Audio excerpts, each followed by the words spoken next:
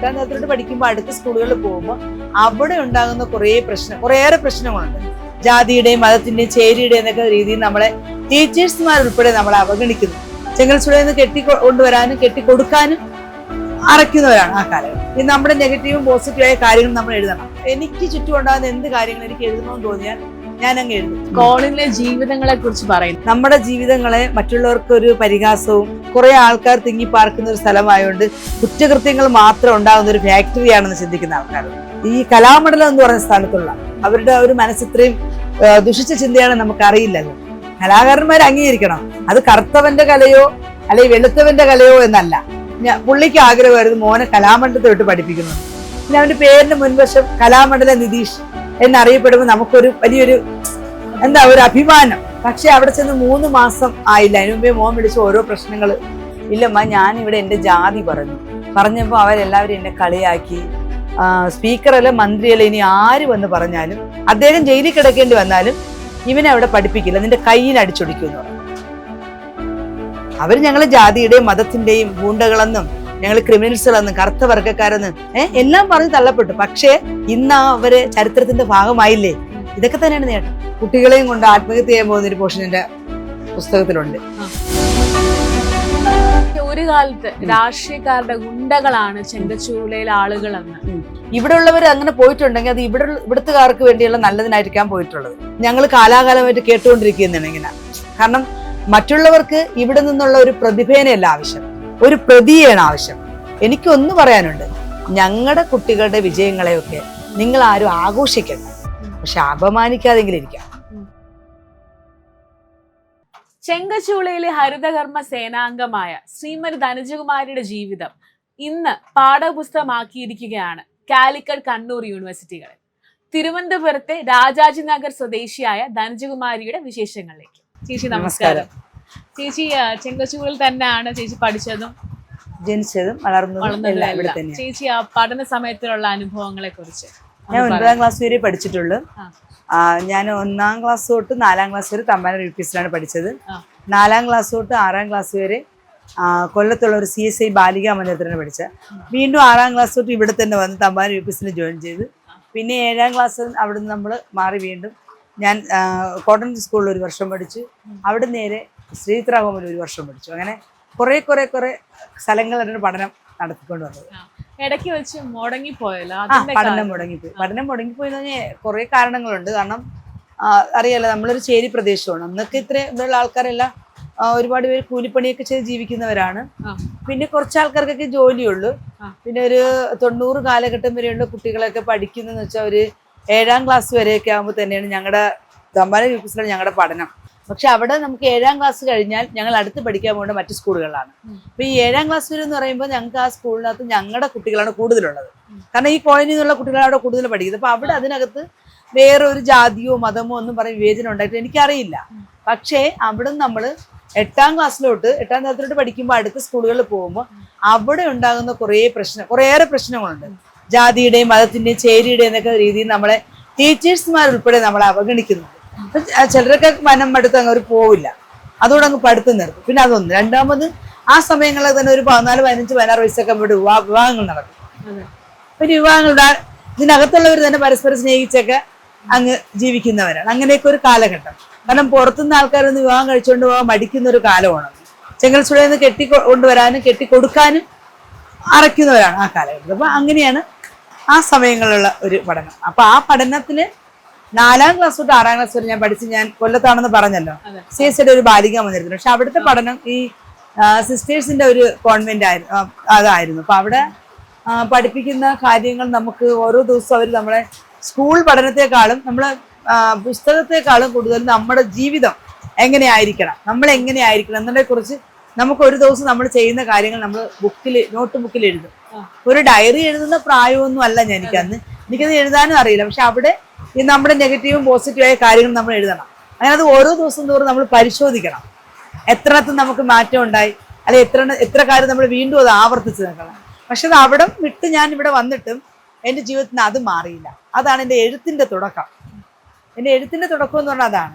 പിന്നത്തേലും ഞാൻ എൻ്റെ സന്തോഷങ്ങളും സങ്കടങ്ങളും എൻ്റെ എനിക്ക് ചുറ്റും ഉണ്ടാകുന്ന എന്ത് കാര്യങ്ങളും എനിക്ക് എഴുതണമെന്ന് തോന്നിയാൽ ഞാനങ്ങ് എഴുതും. ചിലപ്പോൾ ഞാൻ മിക്കവാറും എഴുതുന്നത് എനിക്കൊരു പിന്നെ ഡയറിയോ ഒരു പേനയോ ഒരു പിന്നെ മേശയോ ഒരു അലമാരയോ ഒന്ന് സൂക്ഷിച്ചു വെക്കാൻ കെട്ടുറപ്പുള്ളൊരു വീട് പോലും ഞങ്ങൾക്ക് അന്നില്ല, ആ സമയത്തില്ല.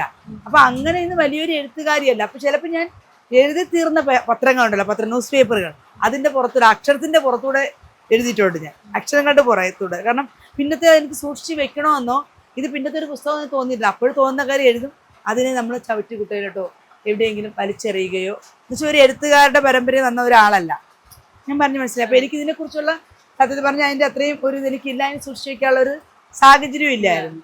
അത് എൻ്റെ ജീവിതത്തിൽ എപ്പോഴും ഉണ്ടായിരുന്നു. അത് എൻ്റെ ഇന്ന് വരെ ഈ സമയം വരെ എൻ്റെ ജീവിതത്തിൽ അങ്ങനത്തെ കാര്യങ്ങൾ ചെയ്യാറുണ്ട്. ഞാൻ എഴുതും, എനിക്ക് തോന്നുന്ന സമയത്ത് എഴുതും. അതിന് എനിക്ക് പ്രത്യേക ഒരു സമയമോ സ്ഥലമോ ഒരു മുറിയോ ഒന്നുമില്ല. എനിക്കിപ്പോൾ ജോലി ചെയ്തുകൊണ്ട് നിൽക്കുന്ന ഇടയ്ക്കായിരിക്കും ചിലപ്പോൾ എനിക്കൊരു കാര്യം അവിടെ എനിക്കൊരു അനുഭവം ഉണ്ടായി, ഞാൻ പെട്ടെന്ന് എഴുതും, അതെഴുതും. അങ്ങനത്തെ ഒരു സ്വഭാവക്കാരാണ് ഞാൻ. അപ്പം അതാണ് എൻ്റെ എഴുത്തിൻ്റെ തുടക്കം. ചേച്ചി ഈ ഒരു പുസ്തകം എഴുതണം എന്ന് തോന്നിയത് എപ്പോഴാണ്? പുസ്തകം എഴുതി തോന്നുന്നു ഞാൻ 2013 ഇടം സാംസ്കാരിക പരിപാടി എന്നൊരു പരിപാടി സംഘടിപ്പിക്കാൻ വേണ്ടി കുറച്ച് ആൾക്കാർ പുറത്തുനിന്ന് വന്നവർ, കുറച്ച് എഴുത്തുകാരും കലാകാരൊക്കെയാണ് വന്നവർ. അപ്പോൾ അവർ ഇവിടുത്തുള്ള കലാകാരന്മാരുടെ ഒരു കൂട്ടായ്മയിലായിട്ട് ചേർത്ത് എടുത്തുകൊണ്ട് അവരുടെ ആവശ്യങ്ങളും കാര്യങ്ങളൊക്കെ അറിഞ്ഞ് നമുക്ക് എന്ത് ചെയ്യാൻ പറ്റും എന്നുള്ളൊരു രീതിയിലാണ് അവരുടെ കൂടാൻ വേണ്ടി വന്നത്. അപ്പോൾ അതിൽ പി സത്യൻ എന്ന് പറഞ്ഞൊരു എഴുത്തുകാരനുണ്ടായിരുന്നു. സാറാണ് എന്നോട് സംസാരിച്ച്, എൻ്റെ ഹസ്ബൻഡ് തിരികെയാണ് വന്നത്. പുള്ളി അന്ന് പ്രോഗ്രാമിലായിരുന്നുകൊണ്ട് എൻ്റെ അടുത്ത് കാര്യങ്ങൾ സംസാരിക്കുക, ഇവിടുത്തെ കോളനിയെ കുറിച്ചൊക്കെ പറയുകയൊക്കെ ചെയ്തപ്പോൾ ഞാൻ നമ്മുടെ ഓരോ കാര്യങ്ങൾ പറഞ്ഞപ്പോൾ പുള്ളിയാണ് പറഞ്ഞത്, സത്യേട്ടൻ പറഞ്ഞു അങ്ങനെയാണെങ്കിൽ ധനുജയ്ക്ക് ഇതൊരു പുസ്തകമാക്കിക്കൂടെ എന്ന് ചോദിച്ചു. കാരണം നിങ്ങൾ പറയുന്ന കാര്യങ്ങൾ എത്രമാത്രം ആൾക്കാർ എടുക്കുന്നു, ചിലപ്പോൾ കേട്ടിട്ട് അവർ കളയും. പക്ഷെ ഒരു പുസ്തകമായി അത് എപ്പോഴായിരുന്നാലും അത് ആരെങ്കിലും ഒരാളെങ്കിലും വായിച്ചുകൊണ്ടേയിരിക്കും. അപ്പം അത് ഒരാളിൽ കൂടെ അത് മറ്റൊരാളിലേക്ക് അത് പകർന്നുകൊണ്ടിരിക്കും. അപ്പം നിങ്ങളുടെ ആവശ്യങ്ങൾ കാര്യങ്ങൾ എന്തെങ്കിലും ഇതറിഞ്ഞ് ഇതിനകത്തൊരു ഇതുണ്ടാവുന്നു. ഇപ്പം ഓൾറെഡി കോളനിക്ക് ഇതുവരെ ഒരു എഴുത്തുകാരെന്ന രീതിയില്ല. അപ്പം എനിക്കത് എഴുതിനെ കുറിച്ച് ചിന്തിക്കാൻ പോലും പറ്റുന്ന ഒരു ഇതല്ല. പക്ഷെ എനിക്ക് എഴുതാൻ ഇഷ്ടമുള്ള ഒരാളായത് കൊണ്ടാണ് എൻ്റെ ഈ കുട്ടിക്കാലത്തുള്ള ഇങ്ങനത്തെ കുറച്ച് എഴുത്തും കുറിയൊക്കെ ആയിട്ടുള്ള രീതിയിലാണ് ഞാൻ വീണ്ടും അവിടെ നിന്ന് എഴുതി തുടങ്ങിയത്. അപ്പോൾ സത്യേട്ടനാണ് എനിക്ക് വിജിലേനെ പരിചയപ്പെടുത്തരുന്ന ചിന്തയിലെ എഡിറ്ററായിരുന്നു. ചിന്തയുടെ വിജിലയുടെ സഹായത്തോടു കൂടിയാണ് എനിക്ക് പുസ്തകമാക്കാൻ പറ്റിയത്. ചേച്ചിയുടെ പുസ്തകം കണ്ണൂർ കാലിക്കറ്റ് സർവകലാശാല പാഠപുസ്തകമാക്കിയിട്ടുണ്ട്. അപ്പൊ അതിനെക്കുറിച്ച് എപ്പോഴാണ്, ആരുടെ അംഗീകാരത്തോടു കൂടിയാണിത് ചെയ്തത്? ഇപ്പം ഞാനിത് അറിഞ്ഞിട്ട് കുറച്ച് ദിവസമായി. ഇപ്പൊ ഇത് ഒരു 6 മാസത്തോളമായി എനിക്ക് ഇതിന്റെ പറ്റി പേപ്പർ കാര്യങ്ങളൊക്കെ എനിക്ക് വിജിലയാണ് അയച്ചു തന്നത്. അവിടുത്തെ ഒരു അധ്യാപകൻ മുഖാന്തരം നമ്മൾ അറിഞ്ഞത്. ഇപ്പം MAക്കും BAക്കും ആണെന്ന് തോന്നുന്നു പാഠപുസ്തകം ആക്കിയിരിക്കുന്നത്. നമ്മുടെ ഇപ്പൊ ഈ കോളേജുകളുടെ എല്ലാം ചാൻസലർ നമ്മുടെ ഗവർണറിനാണല്ലോ. അപ്പൊ ഗവർണറുടെ അംഗീകാരത്തോട് തന്നെയായിരിക്കണം അത് വന്നിട്ടുള്ളത്. ചേച്ചി ചെറുപ്പകാലത്ത് ചേച്ചി ചെങ്കച്ചുകുളിലെ ജീവിതവും ചേച്ചി അതിജീവിച്ച് വന്ന കാര്യങ്ങളും ഒക്കെ പുസ്തകത്തിലുണ്ടല്ലോ. അപ്പൊ അതെന്തൊക്കെയാണെന്ന് പറയാമോ? എൻ്റെ ജീവിതത്തിൽ ഞാൻ പറഞ്ഞില്ലേ, എൻ്റെ പുസ്തകം എന്ന് പറയുമ്പോൾ ചെങ്കൽച്ചുളയിലെ എൻ്റെ ജീവിതം എന്ന് പറയുമ്പോൾ എൻ്റെ ജീവിതം മാത്രമല്ല, എൻ്റെ ചുറ്റുപാടുള്ളവരുടെയും കൂടെ കുറച്ച് കാര്യങ്ങൾ കോർത്തിണക്കിക്കൊണ്ട് ഞാനത് പുസ്തകമാക്കിയിരിക്കുന്നത്. അപ്പം അതിലെടുത്ത് പറയുന്ന കുറേ പോർഷൻ എൻ്റെ ജീവിതമാണ്. അപ്പോൾ എനിക്ക് കൂടുതൽ എൻ്റെതായ കുറേ കാര്യങ്ങൾ എനിക്ക് പറയാൻ പറ്റുമല്ലോ മറ്റൊരാളെ കുറിച്ച് പറയുന്നേക്കാളും. അതിൽ കുറേ കാര്യങ്ങൾ വെച്ചാൽ ഒന്ന് എൻ്റെ വീട്ടിലെ എൻ്റെ അച്ഛൻ, അമ്മ, സഹോദരൻ അവരടങ്ങുന്ന ഒരു ജീവിതം എനിക്കുണ്ടായിരുന്നു. അപ്പോൾ അതില് പപ്പ അല്പം മദ്യപാനൊക്കെ ആണെങ്കിലും വീടും കുടുംബമൊക്കെ നോക്കുന്ന ആളായിരുന്നു. പക്ഷെ എങ്കിലും തമ്മിൽ പപ്പയമ്മയൊക്കെ പ്രശ്നങ്ങൾ ഉണ്ടായി കുറേ നാളങ്ങ് പിണങ്ങി മാറി നിൽക്കും. പക്ഷെ എങ്കിൽ പോലും അവരെ കുടുംബജീവിതത്തിൽ ഭയങ്കര കെട്ടുറപ്പാണ്. ഒരു ഡൈവേഴ്സ് എന്ന് പറഞ്ഞ കാര്യങ്ങളൊന്നും നമ്മൾ ചിന്തിച്ചിട്ട് പോലില്ല, കണ്ടിട്ടുമില്ല. പിന്നെ സഹോദരൻ എന്നതുപോലെ തന്നെ ഇവിടെ കൂട്ടുകാരുടെ കൂടെയൊക്കെ ആയിരുന്നു, കൂട്ടുകൂടി ഇങ്ങനെ ഓരോ പ്രശ്നങ്ങൾ അറിയാമല്ലോ, കോളനിയുടെ തന്നെ ചെറുപ്പക്കാരുടെ അപ്പൊ അങ്ങനെയൊക്കെയുള്ള കാര്യങ്ങൾ. അപ്പൊ ആ ഒരു പ്രശ്നങ്ങൾ അങ്ങനെ ആ സമയത്താണ് ഞാൻ വിവാഹം കഴിയുന്നത്. വിവാഹം കഴിയുന്ന വെച്ചാൽ 9ാം ക്ലാസ്സിൽ പഠിക്കുമ്പോഴാണ്. അപ്പൊ എനിക്ക് 15 വയസ്സ് ആയിട്ടേ ഉള്ളൂ. എൻ്റെ വീടിന് തൊട്ടടുത്തുള്ള ഒരാളെ തന്നെയാണ് ഞാൻ കണ്ടു, ഇഷ്ടപ്പെട്ട് സ്നേഹിച്ച് ഇറങ്ങിപ്പോയത്. പക്ഷെ അവിടെ കൊണ്ട് പിന്നെ എൻ്റെ ജീവിതത്തിൽ ഭയങ്കര പ്രശ്നങ്ങളുടെ ഒരു ഘോഷയാത്ര. കാരണം അതുവരെ ഞാൻ വീട്ടിൽ അനുഭവിച്ച വീട്ടിൽ പപ്പയുടെ അമ്മയുടെ മാത്രം വിഷയം, മറ്റൊന്നും എനിക്ക് തലയിലെടുക്കേണ്ടി വന്നിട്ടില്ല. പപ്പയമ്മയും വഴക്ക് കൂടിയാലും നമുക്ക് കഴിക്കാനുള്ള ആഹാരവും മറ്റ് നമുക്ക് ജീവിത പ്രാരാബ്ദങ്ങളും പ്രശ്നങ്ങളൊന്നും നമുക്കറിയില്ലല്ലോ. പക്ഷെ ഒരു കുടുംബജീവിതത്തിന്റെ കിടക്കുമ്പോൾ അങ്ങനെയല്ല. അപ്പൊ പക്വതയില്ലാതെ 2 പേര് തമ്മിൽ ചേരുമ്പോഴുള്ള പ്രശ്നങ്ങളോട് ആലോചിച്ച് നോക്കണം. എനിക്ക് 15 വയസ്സും പുള്ളിക്ക് 19 വയസ്സും. അപ്പൊ ജീവിതത്തെക്കുറിച്ച് നമ്മൾ ചിന്തിക്കാൻ ഒന്നും ആയിട്ടില്ല, ഒട്ടും ജീവിതത്തെക്കുറിച്ച് ചിന്തിക്കാറായിട്ടില്ല. അപ്പൊ പുള്ളി അന്ന് ഡാൻസർ ആയിരുന്നു, പ്രോഗ്രാമിന് പോകുന്ന ആളായിരുന്നു, മദ്യപിക്കുമായിരുന്നു. പുള്ളി ഇപ്പം അപ്പോഴും കളിച്ചിടക്കുന്ന പ്രായം തന്നെയാണ്. പുള്ളിയുടെയും പ്രോഗ്രാമിന് പോയാൽ അങ്ങനെ കുടിച്ചും ഇതൊക്കെ ആയിട്ടങ്ങ് പിന്നെ വീട്ടിൽ വരാനൊക്കെ കുറച്ച് ബുദ്ധിമുട്ടും, പിന്നെ വീട്ടുകാർ സ്വന്തം ഇഷ്ടത്തിന് ഇറങ്ങി വന്നത് കൊണ്ടിട്ടുള്ള കുറേ ബുദ്ധിമുട്ടുകൾ എനിക്കുണ്ട്. പുള്ളിയുടെ വീട്ടുകാരുമായിട്ട് എനിക്ക് നല്ലൊരു സപ്പോർട്ടില്ല, മനസ്സിലായില്ല. അപ്പോൾ പിന്നെ എൻ്റെ കൂട്ടുകാരെല്ലാവരും എന്നെ കളിയാക്കുന്ന ഒരവസ്ഥയിലെത്തി. എനിക്ക് എന്ത് ചെയ്യണമെന്ന് അറിഞ്ഞൂടാ, പക്ഷെ വീടില്ല. പിന്നെ 17 വയസ്സായപ്പോൾ 2 കുട്ടികളുടെ അമ്മയായി. അപ്പോൾ അമ്മയാവേണ്ട പ്രായത്തിലല്ല ഞാൻ അമ്മയായ. അപ്പോൾ ഈ 2 കുട്ടികളുടെ അമ്മയായി, കിടക്കാൻ വീടില്ല, വയറ്റിന് ആഹാരമില്ല. നമ്മൾ വിശ്വസിച്ച് ഇറങ്ങി വന്ന ഒരാൾ നമ്മുടെ കൂടെ നിൽക്കുക. അത് പുള്ളിയുടെ കുറ്റമല്ല, പക്വതയില്ലായ്മയാണ്, പ്രായത്തിന്റെ പക്വതയില്ലായ്മയാണ് അതൊക്കെ സംഭവിച്ചത്. അങ്ങനെ കുറെ സാഹചര്യങ്ങൾ അവിടെയൊക്കെ വളരെയേറെ കഷ്ടം ജീവിതത്തിലുണ്ടായിരുന്നു. മക്കളെ കുറിച്ച് പറയും, ആരൊക്കെയാണ്? എൻ്റെ ആൺമക്കളാണ് എനിക്ക്, നിതീഷ്, സുധീഷ്. ഒരാളെ കലാമണ്ഡലത്തിൽ വിട്ട് പഠിപ്പിക്കുകയും അത് ഇടയ്ക്ക് വെച്ച് മുടങ്ങി പോവുകയും ചെയ്തു. അതിന്റെ കാരണം എന്താണ്? അത് മോന്, ഞാൻ പറഞ്ഞില്ല, ഞങ്ങളുടെ വീട്ടിൽ കുറെ പ്രശ്നങ്ങളൊക്കെ ആയി. ഞാൻ കുട്ടികളെയും കൊണ്ട് ആത്മഹത്യ ചെയ്യാൻ പോകുന്ന ഒരു പോർഷൻ എൻ്റെ പുസ്തകത്തിലുണ്ട്. ഇവിടെ എറണാകുളത്ത് ഞാൻ ആത്മഹത്യ ചെയ്യാൻ പോകുന്നു. ഞാൻ പറഞ്ഞില്ലേ, എനിക്ക് ഞാൻ ആഗ്രഹിച്ച പോലെ ഒരു ജീവിതം കിട്ടിയില്ല, കിടക്കാൻ ഇടമില്ല, കുട്ടികൾക്കുള്ള ഭക്ഷണം കൊടുക്കാൻ ഉള്ള ഇതില്ല. അങ്ങനെയൊക്കെ ആയപ്പോൾ കൂട്ടുകാരുടെ കളിയാക്കൽ, വീട്ടുകാരുടെ കുറ്റപ്പെടുത്തലൊക്കെ ആയപ്പോൾ പിന്നെ എൻ്റെ മനസ്സിൽ തോന്നി, എനിക്ക് എപ്പോഴും എൻ്റെ ജീവിതത്തിൽ എനിക്ക് ആരുടെയും മുമ്പിൽ തോക്കാൻ ഇഷ്ടമുള്ളത് ഒരാളാണ്. അപ്പൊ എൻ്റെ മനസ്സിൽ ഞാൻ ഇങ്ങനെ എല്ലാവരുടെയും മുമ്പിൽ ഒരു ഇതായിട്ട് ജീവിക്കണേക്കാളും മരിക്കണമെന്നുള്ളൊരു ചിന്ത വന്നു. അപ്പൊ അങ്ങനെ കുട്ടികളെയും കൊണ്ടാണ് ഞാൻ നേരെ എറണാകുളത്താണ് പോകുന്നത്. എറണാകുളത്ത് പോകാൻ വേണ്ടി പോയതല്ല, ഞാൻ അന്ന് റെയിൽവേ സ്റ്റേഷൻ ചെന്നപ്പോൾ അവിടെ കിടന്ന ട്രെയിൻ എറണാകുളം വരെ ഉള്ളതെന്ന ട്രെയിൻ. അന്നൊരു വിഷു ആയിരുന്നു. അപ്പൊ ഞാൻ ഈ കുട്ടികളെയും കൊണ്ട് ആത്മഹത്യ ചെയ്യാൻ വേണ്ടി അവിടെ പോകുന്നത്. അവിടെ ചെന്ന് ഇടക്കൊച്ചി എന്ന് പറയും, അവിടെ ഒരു പാലത്തിന്റെ അവിടെ ഈ കുട്ടികളെയും കൊണ്ട് നിൽക്കുകയാണ്. അപ്പൊ 2-3 പ്രാവശ്യം ഒരു പോലീസ് വണ്ടി അങ്ങോട്ടും ഇങ്ങോട്ടൊക്കെ. അപ്പൊ ഞാൻ നിൽക്കുന്ന നിൽപ്പും 2 കുട്ടികളെയൊക്കെ കണ്ടപ്പോൾ അവർക്ക് തന്നെ എന്തോ ഒരു വശമില്ലാതെ തോന്നി. അപ്പോൾ എൻ്റെ അടുത്ത് വണ്ടി കൊണ്ട് ചവിട്ടിട്ട് ചോദിച്ച് എന്താണ് ഇവിടെ നിൽക്കുന്നത്. അപ്പൊ ഞാൻ പെട്ടെന്ന് പേടിച്ചു പോയി. പോലീസിനെ കണ്ട് വേറൊരു സ്ഥലം, ഞാൻ ഇങ്ങനെ പെട്ടെന്ന് കാര്യം പറഞ്ഞ് ഞാൻ തിരുവനന്തപുരത്ത് നിന്ന് വരണേന്ന് പറഞ്ഞു. അവരെന്നെ അവിടെ സെറ്റിൽമെന്റ് എന്ന് പറഞ്ഞൊരു സ്ഥലമുണ്ട് കൊച്ചിയിൽ. ഈ റോഡുകൾ കിടക്കുന്നവരെ, അനാഥരെ, രോഗികളെ, മറ്റു കേസുകളിൽ അകപ്പെടുന്ന എല്ലാവരെയും, തലയ്ക്ക് സുഖമില്ലാത്ത ആൾക്കാരെ എല്ലാവരെയും കൂടെ കൊണ്ടിടുന്ന ഒരു സ്ഥലമാണ് കൊച്ചിയിൽ സെറ്റിൽമെന്റ് എന്ന് പറയും. അവിടെ കൊണ്ട് തന്നെ ആക്കി. അവിടെ നിന്ന് നേരെ അവർ കൺട്രോൾമെന്റിൽ അറിയിച്ചു, സ്റ്റേഷനിൽ ഇങ്ങനെ ഈ സ്ഥലത്തു നിന്നുള്ള ഒരാളെ ഇങ്ങനെ. പിറ്റേന്ന് എൻ്റെ അമ്മയൊക്കെ അവിടെ വന്ന് എന്നെ കൊണ്ടുവന്ന്. അപ്പോൾ ഞാൻ ഇവിടെ വന്ന ശേഷം എനിക്ക് വീണ്ടും പിന്നെ എനിക്ക് ജീവിതത്തോട് എനിക്കൊരു, ഒന്നുകിൽ നമുക്ക് ജീവിച്ചാൽ നന്നായിട്ട് ജീവിക്കണം, അതൊരു വെല്ലുവിളിയായിട്ട് ഏറ്റെടുത്തു. പക്ഷെ അതോടുകൂടി പുള്ളി മദ്യപാനമൊക്കെ അങ്ങ് നിർത്തി.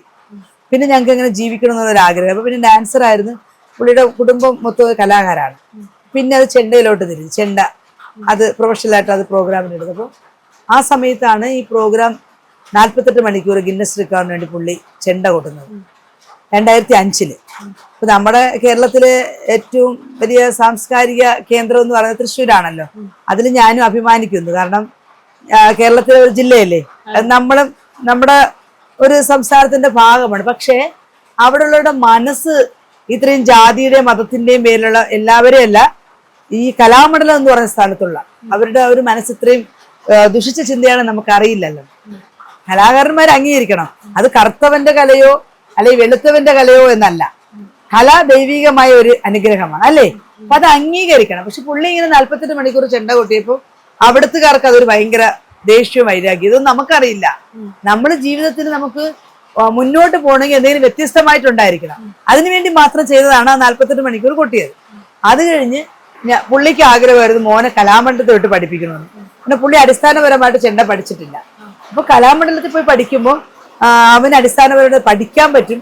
പിന്നെ അവന്റെ പേരിന് മുൻവശം കലാമണ്ഡല നിതീഷ് എന്നറിയപ്പെടുമ്പോൾ നമുക്കൊരു വലിയൊരു ഒരു അഭിമാനം. അതുകൊണ്ട് വേണ്ടിയൊക്കെയാണ് ഞങ്ങൾ ഇവിടുന്ന് അവനെ അവിടെ കൊണ്ടാക്കുന്നത്. സത്യം പറഞ്ഞാൽ ഇവിടുന്ന് ഒരു ആഘോഷമായിട്ടാണ് അവനെ കൊണ്ടുപോകുന്നത്. പക്ഷെ അവിടെ ചെന്ന് 3 മാസം ആയില്ല. അതിനു മുമ്പേ മോൻ വിളിച്ച് ഓരോ പ്രശ്നങ്ങൾ.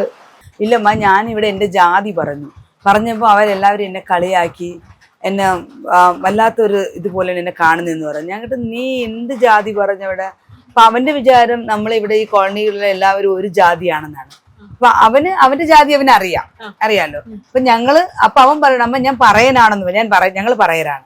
അപ്പൊ അവൻ പറഞ്ഞു ഞാൻ പറയനാണെന്ന് പറഞ്ഞു. അത് അവർക്ക് പക്ഷെ ഇഷ്ടപ്പെട്ടില്ല, പറയനാണെന്ന് പറഞ്ഞു. അപ്പൊ ജാതി കൂടെ പറഞ്ഞുകൊണ്ട് അവരും ജാതി എടുത്ത് പറഞ്ഞു. അപ്പൊ അവിടുന്ന് പിന്നെ മോനെ ഇങ്ങി വരെയാണ് ചെയ്ത. ഇങ്ങി വന്ന് വീണ്ടും മോനെ കൊണ്ടുവന്ന് അവിടെ ഞങ്ങൾ വീണ്ടും, അന്ന് സ്പീക്കറായിരുന്നു രാധാകൃഷ്ണ സഖാവ്, അന്നത്തെ സ്പീക്കർ, ഇന്ന് നമ്മുടെ CPM-ന്റെ. പുള്ളി നേരിട്ട് കൊണ്ട് രണ്ടാമത് ഈ കൊച്ചിനെ അവിടെ ആക്കി പഠിക്കാനാക്കി. പക്ഷേ പുള്ളി പോയതിൻ്റെ പിറ്റേന്ന് രാവിലെ ഒരു മലയാള മാസം 1-ാം തീയതി ആയിരുന്നു. കാരണം നമുക്ക് ഈ സിറ്റി ലൈഫിൽ നമുക്ക് ഈ മലയാള മാസവും നമുക്കറിയില്ല, കുഞ്ഞിനും അതറിയില്ല. അപ്പൊ അവിടെ 4 മണിക്കാണ് ക്ലാസ്സിന് പോകേണ്ടത്, വെളുപ്പിന് സാധകം ചെയ്യാൻ. രാവിലെ ചിലപ്പോൾ 5 മിനിറ്റ് താമസിച്ചു പോയി. അപ്പൊ അവനെ ചെകിട്ടത്ത് ആ അധ്യാപകൻ അടിച്ചിട്ട് പറഞ്ഞു വെച്ചാൽ, സ്പീക്കറല്ല മന്ത്രിയല്ല ഇനി ആര് വന്ന് പറഞ്ഞാലും നിന്നെ ഇവിടെ ചെണ്ട കൊട്ടാൻ ഞാൻ അനുവദിക്കില്ല, ഞാൻ ജയിലിൽ കിടക്കേണ്ടതെന്ന് വെച്ചാൽ അദ്ദേഹം ജയിലിൽ കിടക്കേണ്ടി വന്നാലും ഇവനെ അവിടെ പഠിപ്പിക്കില്ല, നിന്റെ കയ്യിന് അടിച്ചൊടിക്കുമെന്ന് പറഞ്ഞു. മോനെ പറഞ്ഞു. അപ്പൊ ഇവൻ ആകെ പേടിച്ചു പോയി. കാരണം അവന് വീട്ടിൽ വിളിച്ച് പറയാനും വയ്യ. സംഭവം എന്ന് വെച്ചാൽ പറയുകയാണെങ്കിൽ ഞങ്ങൾ വീണ്ടും അവനെ അത് പറഞ്ഞു മാറ്റി അവിടെ നിർത്താൻ പറയണമെങ്കിലോ എന്നുള്ള ചിന്ത. ഒരുപക്ഷെ അവൻ എനിക്ക് തോന്നുന്നു ഇവിടെ ജനിച്ച ഒരു കുഞ്ഞായിട്ടായിരിക്കും അത്രയും ധൈര്യത്തോടെ അവന് ഇവിടെ തിരിച്ചു വരാൻ തോന്നിയത്. വേറെ ഏതെങ്കിലും കുട്ടികളാണെങ്കിൽ എന്തെങ്കിലും ആത്മഹത്യ ഉണ്ടായി എന്ത് ചെയ്യാൻ പറ്റും? എന്നിട്ട് അവനോട് ഒന്നുകൂടെ പറഞ്ഞു, നീ പുറത്തു പോയി ആരോടെങ്കിലും പറയുകയോ പത്രത്തിലോ വല്ലതും വന്നു കഴിഞ്ഞാൽ നീ വല്ല കേസ് വല്ലതും കൊടുത്താൽ ഞങ്ങൾ പറയും നീ ചെങ്കച്ചുള്ളിയിലെ കുട്ടിയാണ്, അതുകൊണ്ട് ഇവിടെ സീനിയേഴ്സിനെ വിട്ട് പറയിപ്പിക്കും, നീ ഇവരുടെ റൂമിലൊക്കെ കയറി മോഷ്ടിക്കും എന്നൊക്കെ നിന്നെ മോശമായിട്ട് പറയിപ്പിക്കും എന്ന് പറഞ്ഞു. അപ്പൊ ഇതേ വന്ന് എന്നോട് പറഞ്ഞു. ഞാനും ആലോചിച്ചു. കാരണം എന്ന് വെച്ചാൽ ഞങ്ങൾ കാലാകാലമായിട്ട് കേട്ടുകൊണ്ടിരിക്കുന്നതാണ് ഇങ്ങനെ. കാരണം മറ്റുള്ളവർക്ക് ഇവിടെ നിന്നുള്ള ഒരു പ്രതിഭേനയല്ല ആവശ്യം, ഒരു പ്രതിയാണ് ആവശ്യം. കേസിനുള്ള ഒരു പ്രതിയാണ് ആവശ്യം, അവർക്കൊരു പ്രതിഭ വേണ്ട. അപ്പൊ അതുകൊണ്ട് ഞാനൊന്ന് ആലോചിച്ചു, നാളത്തെ എൻ്റെ കുഞ്ഞിന്റെ ഭാവി എന്താവും. അതുകൊണ്ട് ഞാൻ എന്ത് ചെയ്യുന്ന അറിയാമോ, എനിക്ക് സാമൂഹ്യ മാധ്യമങ്ങളിലെ കൂടെ മീഡിയസ് എനിക്ക് ഭയങ്കര ഇഷ്ടമാണ്. കാര്യം ഇന്ന് പല കാര്യങ്ങളിലും 100% സത്യാവസ്ഥ കൊണ്ട് അവരെ കൊണ്ട് സാധിക്കുന്നുണ്ട്. പക്ഷെ എന്നും നമുക്ക് അവർ വിഷയമായിരിക്കാൻ പറ്റില്ലല്ല. അവർക്ക് വേറെ ആൾക്കാർക്ക് അവരെ കൊണ്ട് ആവശ്യമില്ലേ, നമ്മുടെ പുറകെ തന്നെ അവർക്ക് നിൽക്കാൻ പറ്റില്ല. അപ്പൊ ഈ വാർത്തയുടെ പ്രാധാന്യം കുറയുമ്പോൾ അടുത്തൊരു വാർത്ത വരും. അതുകൊണ്ട് ഞാൻ അതിനൊന്നും പോകാതെ തന്നെ മോൻ ഇവിടെ വന്നു. ഇവിടെ മോഡൽ സ്കൂളിൽ വീണ്ടും ചേർന്നു. എൻ്റെ ഇളയ മോൻ മോഡൽ സ്കൂളിലാണ് പഠിക്കുന്നത്. രണ്ടുപേരും കൂടെ ചേർന്ന് ഈ കോണിലെ കുറച്ച് പിള്ളേരെയൊക്കെ കൂട്ടിക്കൊണ്ട് തന്നെ വീണ്ടും അവൻ്റെ തുടർ പഠനം മോഡൽ സ്കൂളിൽ തന്നെ അവർ മുൻപോട്ട് പോയി. അവിടെ പക്ഷേ വന്നപ്പോൾ അവന് കിട്ടിയ അതിനേക്കാളും നല്ലൊരു അധ്യാപകനായിരുന്നു. ഏറ്റവും നല്ല അധ്യാപകനുള്ള ദേശീയ പുരസ്കാരം കിട്ടിയ പാർവതീപുരം പത്മനാഭ അയ്യർ. പുള്ളിക്ക് ജാതിയില്ല മതമില്ല. പുള്ളി ഈ കുട്ടികളെയൊക്കെ നെഞ്ചോട് ചേർത്ത് അദ്ദേഹത്തിന് ഞങ്ങളെക്കാളും ഈ മക്കളെ അവർക്ക് ഭയങ്കര കാര്യമാണ്. അങ്ങനെ അവിടെ നിന്നുകൊണ്ട് തന്നെ അവൻ 7 വർഷം തിരുവനന്തപുരം ജില്ലയെ പ്രതിനിധീകരിച്ചുകൊണ്ട് യുവജനോത്സവങ്ങൾ നമ്മുടെ യൂത്ത് ഫെസ്റ്റിവലുകൾ ഇവിടുത്തെ തിരുവനന്തപുരം ജില്ലയെ പ്രതിനിധീകരിച്ചുകൊണ്ട് പങ്കെടുക്കാനും A ഗ്രേഡ് കരസ്ഥമാക്കാനും കഴിഞ്ഞിട്ടുണ്ട്. അവൻ്റെ അവസാനത്തെ വർഷം +2 അവസാനത്തെ വർഷം തൃശ്ശൂരായിരുന്നു ആ പ്രാവശ്യം നടന്ന യൂത്ത് ഫെസ്റ്റിവൽ. അതിലും അവൻ A ഗ്രേഡ് നേടി. അത് ചെണ്ടവിള തന്നെ. അവനെ എവിടുന്ന് വേണ്ടാന്ന് പറഞ്ഞു കേട്ടോ, അവിടെ പോയി അവനത് നേടിക്കൊണ്ടുവന്നു. ഇതൊക്കെ തന്നെയാണ് ഞങ്ങളുടെ വിജയം. ഞങ്ങൾക്ക് ആരുടെയും മുകളിൽ പോകണ്ട, പക്ഷേ എപ്പോഴും ഞങ്ങൾ നിങ്ങളോടൊപ്പം ഇവിടം വരെ തന്നെ കാണും. ഇവിടെ ഞങ്ങൾ ഇങ്ങോട്ടും വരുന്നില്ല, ഞങ്ങൾ നിങ്ങളെ ചവിട്ടത്താക്ക ഇങ്ങോട്ടും കയറുന്നില്ല, പക്ഷെ ഞങ്ങൾ ഒപ്പത്തിനൊപ്പം കാണും. ചെങ്കച്ചുള്ളിയിലെ ആണുങ്ങൾ പൊതുവെ പ്രശ്നക്കാരാണെന്ന് പറഞ്ഞു കേട്ടിട്ടുണ്ട്. അപ്പൊ അത് എത്രത്തോളം ശരിയാണ്? എനിക്ക് തോന്നുന്നു പ്രശ്നക്കാരെന്ന് പറയുന്നതിനേക്കാളും പ്രതിരോധ ശേഷി കൂടുതലുള്ളവരെ പറഞ്ഞായിരിക്കും നല്ലത്. ആരെ അടിമയായിട്ട് ജീവിക്കാൻ ആഗ്രഹിക്കുന്നുണ്ടായിരിക്കാം. പ്രതിരോധ ശേഷി കുറച്ച് കൂടുതലാണ് ഞങ്ങൾക്ക്. പുരുഷന്മാർക്ക് മാത്രമല്ല, ഞങ്ങൾക്ക് പെണ്ണുങ്ങൾക്കും അങ്ങനെ തന്നെ. പ്രശ്നങ്ങളെ നേരിടുന്നവരല്ല, പ്രശ്നക്കാരല്ല. ഞങ്ങൾ പ്രശ്നങ്ങളെ നേരിടും. ഞങ്ങൾ സമൂഹത്തില് ഇവിടെ ഒരാളെയും മുമ്പേ തലതാഴ്ന്ന് നിൽക്കാൻ ഞങ്ങൾക്ക് ആഗ്രഹിക്കുന്നില്ല. അതാണ് ഞങ്ങളുടെ പ്രശ്നം. മനസ്സിലായില്ലേ? ഞങ്ങൾ പ്രശ്നങ്ങളെ നേരിടുന്നവരെന്ന് പറയേണ്ട കാര്യം യഥാർത്ഥം അങ്ങനെ പറയണ്ട. അതാ ചെറുപ്പകാലത്ത് കോളനി എന്ന് പറഞ്ഞിട്ടും ജാതിയുടെ പേരിലും ഒക്കെ വിവേചനം ഉണ്ടായിട്ടുണ്ട്. തീർച്ചയായിട്ടും. അതിനെ എങ്ങനെ നേരിടാൻ ഞങ്ങൾക്ക് അതിന്റെ പുറകെ പോകാൻ ഞങ്ങൾക്ക് സമയമില്ല. ജാതിയുള്ള ഞങ്ങൾക്കല്ലല്ലോ, ഈ സമൂഹത്തിലുള്ള മറ്റുള്ളവർക്കല്ല. അവരവരുടെ ചിന്താഗതി മാറ്റുകയോ അവരുടെ കാഴ്ചപ്പാട് മാറ്റുകയോ ചെയ്യട്ടെ. ഞങ്ങൾക്ക് അതിന്റെ പുറകെ പോകാൻ പറ്റത്തില്ല. ഞങ്ങൾക്ക് ജീവിച്ചല്ലേ പറ്റുള്ളൂ, ജനിച്ചു പോയില്ലേ. അതൊരു ജാതിയുടെ മതത്തിന്റെ പേരിലൊന്നും ഞങ്ങൾക്ക് തിരിച്ചു കളയാൻ പറ്റുന്നല്ലോ. അവര് പറഞ്ഞുകൊണ്ടിരിക്കട്ടെ. അതിന്റെ ഒരു പ്രതിഫലമല്ലേ ഇപ്പൊ കണ്ടത്. അവര് ഞങ്ങള് ജാതിയുടെയും മതത്തിന്റെയും ഗൂണ്ടകളെന്നും ഞങ്ങൾ ക്രിമിനൽസുകളെന്നും കറുത്ത വർഗ്ഗക്കാരെന്നും അപരിഷ്കൃതെന്നും എല്ലാം പറഞ്ഞ് തള്ളപ്പെട്ടു. പക്ഷേ ഇന്ന് അവര് ചരിത്രത്തിന്റെ ഭാഗമായില്ലേ. ഇതൊക്കെ തന്നെയാണ് നേട്ടം. ഈ ചെങ്കച്ചൂള എന്ന് പറയുന്ന മദ്യപാനികളുടെ സ്ഥലമാണെന്നും സൂപ്പർ സ്റ്റാർസിന്റെ ഫാൻസ് അസോസിയേഷൻ ആണെന്നും ഒക്കെ ഉണ്ട്. അപ്പൊ അതിനെ കുറിച്ച് ചേച്ചിക്ക് തീർച്ചയായിട്ടും ഞങ്ങളുടെ കോളനിയിലുള്ള ഏറ്റവും വലിയ പ്രത്യേകത അതാണ്. കാരണം എന്താണോ, ഞങ്ങൾ മറ്റുള്ളവരുടെ വിജയങ്ങളെല്ലാം ഞങ്ങൾ ആഘോഷമാക്കാറുണ്ട്. മനസ്സിലായില്ലേ? എന്ന് പറഞ്ഞാൽ നമ്മുടെ മോഹൻലാൽ സാർ സാറിന് പോലും ആദ്യം ഒരു ഫാൻസ് ഉണ്ടാകുന്നത് ഞങ്ങളുടെ ചെങ്കച്ചുള്ളയെന്നാ. മനസ്സിലായില്ലേ? തമിഴ്നാട്ടിലുള്ള തമിഴ് സൂപ്പർ സ്റ്റാറുകൾ, നടന്മാർ അവരെല്ലാം ഞങ്ങൾ അംഗീകരിക്കുന്നില്ല. ഞങ്ങളെ അവർക്കാർക്കും അറിയില്ല, പക്ഷെ ഞങ്ങൾക്ക് അവരെ അറിയാം. അവര് പ്രഗത്ഭരായ കലാകാരന്മാരും ആണ്. അപ്പൊ അവരെയൊക്കെ അംഗീകരിക്കാനുള്ള മനസ്സ് ഞങ്ങൾക്കുണ്ട്. അത് മറ്റുള്ളവർക്കില്ലാത്തതിനെ കുറിച്ച് നമുക്ക് പറഞ്ഞിട്ട് ഞങ്ങൾക്ക് അതിനെക്കുറിച്ച് ചിന്തിച്ചിട്ട് കാര്യമില്ല. മനസ്സിലായില്ലേ? പക്ഷെ എനിക്കൊന്ന് പറയാനുണ്ട്, ഞങ്ങളുടെ കുട്ടികളുടെ വിജയങ്ങളെയൊക്കെ നിങ്ങൾ ആരും ആഘോഷിക്കണ്ട. പക്ഷെ അപമാനിക്കാതെങ്കിലും ഇരിക്കാം, അത്രമാത്രം. ഞങ്ങളെല്ലാവരുടെയും വിജയം ആഘോഷിക്കാറുണ്ട്. ഒരു വേൾഡ് കപ്പ് വന്നാലും ഒരു പുതിയ സിനിമ ഇറങ്ങിയാലും എന്ത് തന്നെയായിരുന്നാലും ഞങ്ങളത് ആഘോഷിക്കും. ഞങ്ങളുടെ സന്തോഷങ്ങൾ ഞങ്ങൾ മറച്ചു വെക്കില്ല. ഞങ്ങൾ എന്തിനാ ഞങ്ങളുടെ സന്തോഷങ്ങൾ മറച്ചു വെക്കുന്നത്? നിങ്ങളിൽ കൂടെ കിട്ടുന്ന സന്തോഷമാണ് ഞങ്ങൾക്ക് സന്തോഷമെങ്കിൽ ഞങ്ങളത് ഉൾക്കൊള്ളുന്നു. ഞങ്ങളുടെ കാര്യം നിങ്ങൾക്ക് ഉൾക്കൊള്ളാൻ പറ്റുന്നത് നിങ്ങളുടെ മനസ്സിന്റെ ദുഷിച്ച മനസ്സാണ്. അതിനിപ്പോ നമ്മളെന്താ ചിന്തിച്ചിട്ട് കാര്യം? അവരങ്ങനെയായിരിക്കും. ചേച്ചി, ചെങ്കച്ചൂള ഇത്രയും പ്രശ്നങ്ങളുടെ ഇടയിലും ഈ ഇടയ്ക്ക് ഒരു വീഡിയോ വൈറലായിട്ട് കണ്ടായിരുന്നു. സൂര്യയുടെ പാട്ട് കുറച്ച് കുട്ടികൾ ചേർന്ന് ഡാൻസ് കളിക്കുന്നത്. അപ്പൊ അതിനെ കുറിച്ച് ചേച്ചി അറിഞ്ഞിട്ടുണ്ടായിരുന്നോ? ഞാൻ അറിഞ്ഞിട്ടുണ്ടായിരുന്നു. അതെ, അതിന് എനിക്കും പറയാനുള്ള കാരണം എന്ന് വെച്ചാൽ ഞങ്ങളുടെ ചെങ്കൽച്ചുള്ളയിലെ ആ കൊച്ചു കുട്ടികളെന്ന് പറയുന്നവരെല്ലാം എൻ്റെ സഹോദരങ്ങളുടെ, എൻ്റെ അനിയത്തിൻ്റെയും സഹോദരൻ്റെ ഒക്കെ മക്കളാണ്. അതെല്ലാം കളിക്കുന്ന പിള്ളേരും എല്ലാം ഞങ്ങളുടെ റിലേറ്റീവാണ്. ഞങ്ങളുടെ എന്ന് വെച്ചാൽ ഈ കോളനിയിലെ എല്ലാ കുട്ടികളും അവർക്ക് ഞാൻ എൻ്റെ സഹോദരൻ്റെ മകൻ എന്നെ അപ്പച്ചി എന്ന് വിളിക്കുമ്പോൾ എന്നെ അവരും എല്ലാവരും എന്നെ അപ്പച്ചി എന്ന് വിളിക്കുന്നത്. അതിന് എൻ്റെ ഞങ്ങളുടെ ബന്ധുക്കളെല്ലാം ചേർന്ന ഒരു കൂട്ടം. അവരാരും ഉയർത്തിക്കൊണ്ടൊന്നുമല്ല. അവരുടെ ഒരു കൂട്ടായ്മയിൽ അവർ കുറച്ച് പിള്ളേർക്ക് സ്വന്തമായി തോന്നി ചെയ്തതാണ്. അവരെടുത്ത വീഡിയോ ആണ് അത് വൈറൽ. അത് മാത്രം നിങ്ങൾക്ക് അത് വലിയൊരു കാര്യമായിട്ട് തോന്നാം. പക്ഷേ ഞങ്ങളുടെ ഇടയിൽ ഡോക്ടറുണ്ട്, കേരള ബ്ലാസ്റ്റേഴ്സിൽ കളിക്കുന്ന ശ്രീകുട്ടനുണ്ട്, എഞ്ചിനീയർമാരുണ്ട്. പക്ഷേ ഡോക്ടേഴ്സൊക്കെ നിങ്ങൾക്ക് അത്ഭുതമല്ല, പക്ഷെ ഞങ്ങൾക്ക് അത്ഭുതമാണ്. ഞങ്ങളുടെ ഇടയിൽ നിന്ന് അങ്ങനെ ഒരു കുട്ടികൾ വരുമ്പോൾ ഞങ്ങളത് ഭയങ്കരമായിട്ട് സന്തോഷിക്കുകയും അഭിമാനിക്കുകയും ചെയ്യുന്ന കാര്യമാണ്. മനസ്സിലായില്ലേ? അങ്ങനെ ഒരുപാട് പ്രതിഭകൾ ഇതിനകത്തുണ്ട്. ഒരുപാട് നമുക്ക് പറഞ്ഞാൽ തീരാത്തത്ര കായിക രംഗത്ത് മാത്രമല്ല, രാഷ്ട്രീയ പ്രവർത്തന രംഗത്ത്, പൊതുപ്രവർത്തന രംഗത്ത് ഒക്കെ നിൽക്കുന്ന ഒരുപാട് പേരുണ്ട് ഇതിനകത്ത്. ചേച്ചി, ഒരു കാലത്ത് രാഷ്ട്രീയക്കാരുടെ ഗുണ്ടകളാണ് ചെങ്കച്ചൂളയിലെ ആളുകളെന്ന് അതിനെ കുറിച്ച് ചേച്ചിയുടെ പുസ്തകത്തിൽ ചേർത്തിട്ടുണ്ട്. ഞാൻ പറഞ്ഞിട്ടുണ്ട്, എൻ്റെ പുസ്തകത്തിൽ എഴുതിയിട്ടുണ്ട്. അതിനെക്കുറിച്ചും ഞാൻ എഴുതിയിട്ടുണ്ട്. കാരണം പരസ്പരം പലവിധമായ രാഷ്ട്രീയ പാർട്ടിക്കാർക്ക് വേണ്ടി ചിലപ്പം അവരുടേതായ ഇഷ്ടപ്പെട്ട പാർട്ടികളായിരിക്കാം. പക്ഷെ അങ്ങനെയൊക്കെയുള്ള സാഹചര്യങ്ങൾ വന്ന ആൾക്കാർ ഇതിനകത്ത് ഒരുപാട് പേരുണ്ട്.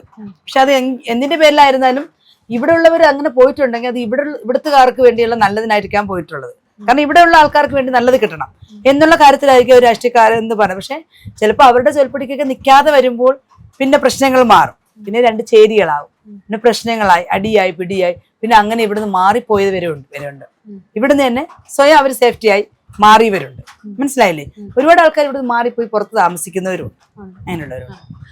ചേച്ചി, ഇവിടുത്തെ ആളുകൾ സ്ത്രീ പുരുഷ ഭേദമന്യേ എല്ലാ കാര്യത്തിലും, വികസനത്തിന്റെ കാര്യത്തിൽ മാത്രമല്ല എല്ലാ കാര്യത്തിലും ഒറ്റക്കെട്ടാണല്ലോ. അതിനെ കുറിച്ച് എന്താണ് ചേച്ചി പറയാനുള്ളത്? അതാണ് ഞങ്ങളുടെ ഒരുമയെന്ന് പറയുന്നത്. ഞങ്ങൾ ഇതിനകത്ത് ഞാൻ നേരത്തെ പറഞ്ഞില്ലേ, എടുത്തെടുത്ത് പറയേണ്ട കാര്യം ജാതി മതം ഒന്നും ഇവിടെ ഇല്ല.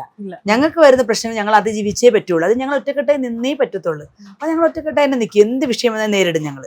അതെന്ത് തന്നെയായാലും, വികസനത്തിന്റെ കാര്യത്തിലായിരുന്നാലും, ഇവിടുത്തെ വീടുകൾ ഡ്രെയിനേജിന്റെ പ്രശ്നമായിരുന്നാലും, എന്തിനും ഞാൻ പറഞ്ഞില്ലേ, നേരത്തെ പറഞ്ഞ പോലെ ഇവിടുത്തെ ഒരു കൊച്ചു കുഞ്ഞിന്റെ ഒരു ചരട് കെട്ടിന് പോലും ഇവിടെ പങ്കെടുക്കുന്നവർ 5000 4000 ആൾക്കാരാണ്.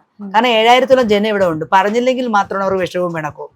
അപ്പൊ ഞങ്ങളുടെ ഒരു കാര്യം നിങ്ങൾ ഒരു ദിവസം വന്ന് കണ്ടു നോക്ക്. ഒരു ചരട് കെട്ടിനുള്ള ആൾക്കാർ ഇവിടുത്തെ എല്ലാ ആഘോഷമാണ്, എല്ലാം ഞങ്ങൾ ആഘോഷമാക്കുന്ന ആൾക്കാരാണ്. ഞങ്ങൾക്ക് സന്തോഷിക്കണം. ഞങ്ങളുടെ സന്തോഷം ഞങ്ങൾ കണ്ടെത്തിയേ പറ്റുള്ളൂ, അല്ലേ? അതുകൊണ്ട് ഞങ്ങൾ ഒറ്റക്കെട്ടായിട്ട് നിൽക്കും. ഞങ്ങൾ എന്തിനാ വേറെ പേര് നിൽക്കുന്നത്? ഞങ്ങളെ കുറച്ച് തല്ലിപ്പിക്കാൻ ആരെങ്കിലും നോക്കിയാലോ കുറച്ച് സമയത്തേക്കുള്ളൂ. അത് കഴിഞ്ഞാൽ ഞങ്ങൾ വീണ്ടും നേരെ ഞങ്ങൾ റബ്ബർ പന്ത് പോലെയാണ് എടുത്തെടുത്ത് തിരിച്ച് വന്നടിച്ചിരിക്കും. ചേച്ചിയുടെ ഭർത്താവ് സതീഷ് ഏട്ടന്റെ നാടുവിടലിനെ കുറിച്ച് പുസ്തകത്തിൽ കണ്ടായിരുന്നു ചേച്ചി. അപ്പൊ അതെന്താണ് കാര്യം? അതിന്റെ പിറകില് അത് ഞാൻ പറഞ്ഞില്ലേ, ഞങ്ങളുടെ ജീവിതത്തിൽ ഞങ്ങൾക്ക് ഒരുപാട് പ്രശ്നങ്ങളിൽ കൂടെ വന്നവരാണ്. പിന്നെ ഞങ്ങൾ കുറച്ച് സമയം കഴിഞ്ഞപ്പോൾ കുറച്ച് ബാധ്യത വന്നു, പൈസയുടെ കുറച്ച് ബാധ്യത വന്ന സമയത്ത് ഞങ്ങൾക്ക് തീർക്കാൻ പറ്റാത്ത ഒരു ചെറിയ കടമേ ഉള്ളൂ. എന്ന് ചെറുതെന്ന് ഒരു 10-40,000 രൂപയ്ക്കകത്തുള്ള ബാധ്യത. പുള്ളിക്ക് ഭയങ്കര ടെൻഷനായി. കുറച്ച് നാണക്കേടൊക്കെ ഉള്ള കൂട്ടത്തിലുള്ള ആളാണ്. പുള്ളിയുടെ ഇരിപ്പ് നടപ്പ് കണ്ടപ്പോൾ എനിക്ക് മനസ്സിലായി പുള്ളി എന്തെങ്കിലും ആത്മഹത്യ വല്ല ചെയ്യുന്നുള്ള പേടിയായി പോയി എനിക്ക്. നമ്മൾ ഇത്രയും കഷ്ടപ്പെട്ട് വന്നത് നല്ല രീതിയിൽ ജീവിക്കാനാണല്ലോ. ഇതൊക്കെ 48 മണിക്കൂർ കൊട്ടുന്നതിന് മുമ്പേ ഉള്ള കഥകളാണ് അതൊക്കെ. ആ പുസ്തകത്തിൽ പറയാം. അങ്ങനെ പുള്ളി ഒരു ടെൻഷൻ കണ്ടപ്പോൾ എനിക്ക് തന്നെ ആകെ ഒരു ഭയമായി. അപ്പൊ ഞാൻ തന്നെ പറഞ്ഞു, നിങ്ങളൊരു കാര്യം ചെയ്യും, കുറച്ച് ദിവസം ഇവിടെ നിന്ന് മാറി നിൽക്കും.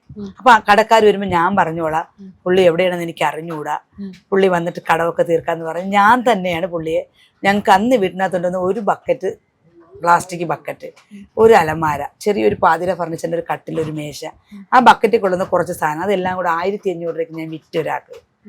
1500 രൂപയ്ക്ക് വിറ്റിട്ട് ഈ 1500 പുള്ളിയുടെ കൊടുത്തു വിട്ട് പോയി, നിങ്ങൾ എവിടെയെങ്കിലും പൊയ്ക്കോളൂ, പോയിട്ട് ഞാൻ ഇവിടെ ആൾക്കാരൊക്കെ ഒരുവിധം പിടിച്ചു നിർത്താൻ വെച്ചോളാൻ പറയും. പക്ഷെ പുള്ളി പൈസയും കൊണ്ട് പോയിട്ട് രാത്രിയായപ്പോൾ വീണ്ടും കുടിച്ച് ഫിറ്റായി വന്നു. എനിക്ക് പുള്ളിയുടെ അടുത്ത് സ്നേഹം ഉള്ളത് കൊണ്ടിട്ടാണ്. അപ്പൊ ഞാൻ ഇവിടേക്കുള്ള ജീവിതം എന്ന് പറഞ്ഞാൽ ഭയങ്കര കെട്ടുറപ്പുള്ളതാണ്. ഭാര്യ ഭർത്താവ് ബന്ധത്തിന് നല്ല പ്രാധാന്യം കൊടുക്കുന്ന സ്ഥലമാണ്. അധികം ഡൈവേഴ്സ് പ്രശ്നം അടിയും വഴക്കും ഒക്കെയാണ്. പക്ഷെ എങ്കിലും ഭാര്യ ഭർത്താവൊക്കെ ഒരു പിരിഞ്ഞു നിൽക്കുന്ന കണ്ട് വരുന്ന തലമുറയല്ല ഇവിടുത്തെ. അതുകൊണ്ട് എനിക്ക് എൻ്റെ ഭർത്താവിന് കൂടെ ജീവിക്കണം, നല്ലതാക്കി എടുക്കുന്ന ആഗ്രഹമായിരുന്നു.